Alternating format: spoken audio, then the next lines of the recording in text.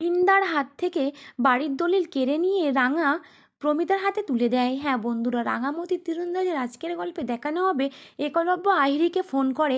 আহিরির phone না তোলাতে একলব্য ভীষণই বিরক্ত হয়ে পড়ে। একলব্য বারবার ভাবতে থাকে আহিরির কোনো শরীর টরীর খারাপ হয়েছে কিনা, বা আহিরির বাবা মা তো এখন হরিদ্বার গেছে, তারা তো এখন বাড়িতে নেই, আহিরির কিছু হলো না তো। আমি বরং ওর বাড়িতে গিয়ে দেখে আসি। তখনই রাঙামতি ছুটে আসে। একলব্য বাড়ির বাইরে বেরোতে যাবে, রাঙামতি এসে বলে, উড়ানবাবু তোর সঙ্গে আমার কিছু কথা আছে।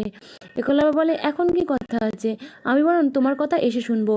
দেখো না, আইরি ফোনটা তুলছে না, ওর কোনো শরীর টরীর খারাপ হয়নি তো? এত ভালো খবর ওকে দেবো না? রাঙামতি পেছন ঘুরে মুখটা কেমন করে দাঁড়িয়ে থাকে। একলব্য আবার এসে বলে, আচ্ছা রাঙামতি, সেদিন কোনো ঘটনা হয়নি তো? আমি কোনো কিছু করে ফেলিনি তো? রাঙা বলে, তুই তো খুব আনন্দ করে আইরি দিদির সঙ্গে রেস্টুরেন্টে গেছিলিস, তোর খুব নেশা হয়ে গেছিল, তাই তোকে আইরি দিদি ওদের বাড়িতে নিয়ে গেছিল, আর তারপরে আমরা গিয়ে তোকে আমাদের বাড়িতে ফিরিয়ে নিয়ে এসেছিলাম। একলব্য বলে, তারপর তো আইরি আমার সঙ্গে কোনো যোগাযোগ করেনি আর বাড়িতেও আসেনি। রাঙামতি বলে, না। একলব্য বলে, কি ব্যাপার বলো তো? ওকে আমি ফোন করছি, আইরি ফোন তুলছে না, ওকে এসএমএস করছি, ও সকাল থেকে কোনো এসএমএসও দেখছে না। আহিরি আবার অসুস্থ হয়ে পড়লো না তো? রাঙা বলে, সেটা আমি বলতে পারছি না। দেখ উড়ানবাবু, তোকে যে কথাটা আমি বলতে এসেছি সেটা তোর শোনা খুবই জরুরি। একটা একটা ঘটনা ঘটে গেছে, কিন্তু তাতে তোরও ভূমিকা আছে। এই কথা শুনে উড়ানবাবুর পায়ের তলা থেকে যেন মাটি সরে যায়। যেই করে হোক খেলাটা শেষ হচ্ছে না রে, আমাদেরকে এই চালেই বাজিমাত করতেই হবে। একলব্য বলে, কি হয়েছে? রাঙামতি বলে, দাঁড়া। এই বলে রাঙামতি দরজা বন্ধ করতে যায়। রাঙামতি দরজা বন্ধ করে এসে বলে, শোন, আমরা চোরের ওপর বাটপারি করেছি, এবারও ওই শেষ কাজটাই বাকি, কিন্তু সেখানে তোকেও থাকতে হবে উড়ানবাবু। এই ষড়যন্ত্র যতটা অপমান, ততটাই তোরও বা আমারও। সব থেকে বড় অপমানটা হলো তো মায়ের আর বড়বাবুর। একলব্য বলে, আমি এখনো বুঝতে পারছি না, একটু পরিষ্কার করে বলবে প্লিজ রাঙা? বড়দাদা ভাই, জামাই দাদা, আমি ছোট দিদি ভাই, বড় দিদি ভাই, বড় বউ দিদি আর মেজদাদা বাবুর কাছ থেকে এই বাড়িটা ছিনিয়ে নেবার জন্য আমরা একটা প্ল্যান করেছি। একলব্য বলে, কি বলছো কি রাঙা? রাঙা বলে, আমরা ঠিক করেছি ওদের কাছ থেকে আমরা এই বাড়িটা ছিনিয়ে নেব, লিখিয়ে নেব।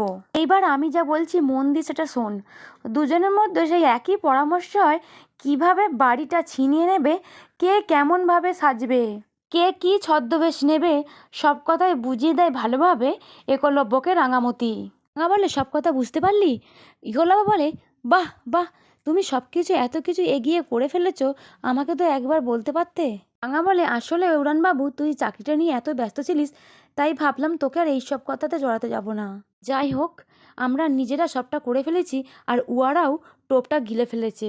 দেখ না, ওই বাংলোতে ওরাও আসতে রাজি হয়েছে, উকিলও কাগজপত্র সব রেডি করছে। একবার শুধু টোপটা ওদের গিলতে দে, তারপরে দেখবি সব ঝামেলা শেষ।